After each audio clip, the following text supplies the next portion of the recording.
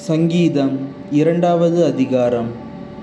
ஜாதிகள் கொந்தளித்து ஜனங்கள் விருதா காரியத்தை சிந்திப்பானேன்.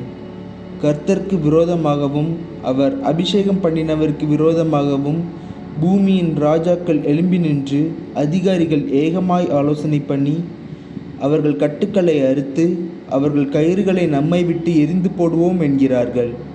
பரலோகத்தில் வீற்றிருக்கிறவர் நகைப்பார். ஆண்டவர் அவர்களை இகழுவார்.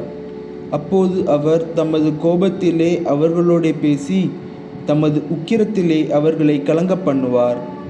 நான் என்னுடைய பரிசுத்த பர்வதமாகிய சீயோன் மீதில் என்னுடைய ராஜாவை அபிஷேகம் பண்ணி வைத்தேன் என்றார். தீர்மானத்தின் விவரம் சொல்லுவேன். கர்த்தர் என்னை நோக்கி, நீ என்னுடைய குமாரன், இன்று நான் உம்மை ஜனிப்பித்தேன், என்னை கேளும். அப்போது ஜாதிகள் உமக்கு சுதந்திரமாகவும் பூமியின் எல்லைகளை உமக்கு சொந்தமாகவும் கொடுப்பேன். இரும்புக்கோலால் அவர்களை நொறுக்கி குயக்களத்தைப் போல் அவர்களை உடைத்து போடுவீர் என்று சொன்னார். இப்போது ராஜாக்களே, உணர்வடையுங்கள். பூமியின் நியாயாதிபதிகளே, எச்சரிக்கையாயிருங்கள். பயத்துடனே கர்த்தரை சேவியுங்கள், நடுக்கத்துடனே களி கூறுங்கள். குமாரன் கோபம் கொள்ளாமலும் நீங்கள் வழியிலே அழியாமலும் இருக்கும்படி அவரை முத்தஞ்செய்யுங்கள். கொஞ்ச காலத்திலே அவருடைய கோபம் பற்றி எரியும்.